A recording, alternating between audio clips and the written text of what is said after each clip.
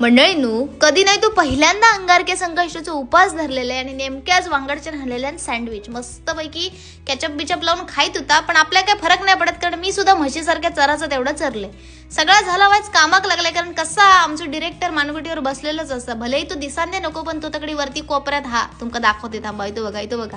त्याच्यामुळे वाईच घाबरणच काम करूचा लागता. तर संध्याकाळी घरा केलाय आणि उपास असल्यामुळे आज जेवण तर कडक मध्ये बनवूच आपल्याक. तर मस्त भात डाळ भाजी बनवले आणि मंडळीनं नैवेद्य काढून घेतलंय. मंडळीनं लहानपणी ना खैचो सण असांदे नैवेद्य देवाक दाखवल्याने ना की मी आणि दादा त्या नैवेद्यासाठी तुटान पडायचे. तू खातला काय मी खातलं, आणि त्याच्यासाठी आमची ही मोठी भांडणं. आणि आता तर मंडळीनं गणू बाप्पा सुद्धा येतले, त्याच्यामुळे घंटेवरसून भांडणं, आरतीच्या पुस्तकावरसून भांडणं आणि प्रसाद वाटूवरसून भांडणं होतली ती वेगळीच. तर मंडळींकडे मस्त देवाक नैवेद्य दाखवले, आशीर्वाद वगैरे घेतले, मस्तपैकी आरती केली आणि मंडळीनं छोटासा गणू बाप्पा गारणं घातलंय. तासुद्धा ऐका.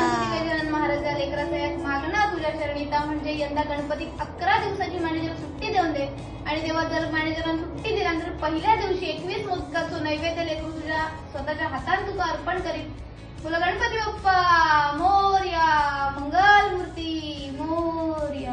मंडळींनो, गणबाप्पा गाराणा घातलंय खरा, पण ते काही ह्या सांगा विचारलंय की माझ्या साहेबाक फक्त बुद्धी दे, हो इडिओ त्याच्या ताकद पाठवू नको. तर मंडळींनो, अशा प्रकारे कालचा दिवस संपलो आणि रात्री गुलाबजाम उरलेले, त्याच्यामुळे रातभर काय बघा झोप लागली नाही, डोळ्यासमोर नुसते गुलाबजाम दिसत होते. तर सकाळी उठून पहिल्या आधी गुलाबजाम खाल्ले, नंतर कामावर निघाले आणि मंडळींनो एवढी गर्दी होती ना की त्या गर्दीत बॅगच फाटली. माझं नशीबच ह्या असा काय सांगा तुमका.